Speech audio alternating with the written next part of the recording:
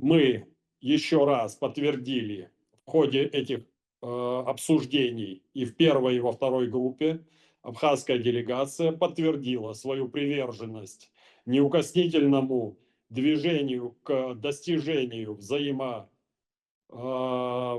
соглашения, юридически обязывающего соглашения о неприменении военной силы. Это тот тезис, от которого уже систематически на протяжении большого количества лет, не первый раунд, отказывается грузинская делегация.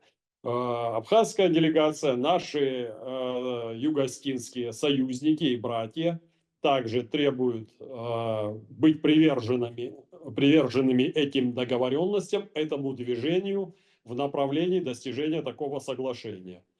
Завтра самый главный, основной день, будет так называемая основная глобальная дискуссия с участием и делегации Республики Абхазия, Российской Федерации, Республики Южная Осетия, Республики Грузия и также участников от тех структур, которые я назвал выше: ООН, ОБСЕ, Европейский Союз, и также будут представлены Соединенные Штаты Америки. Завтра сложный день, день очень динамичный. Накал дискуссий, градус этих дискуссий всегда довольно высок.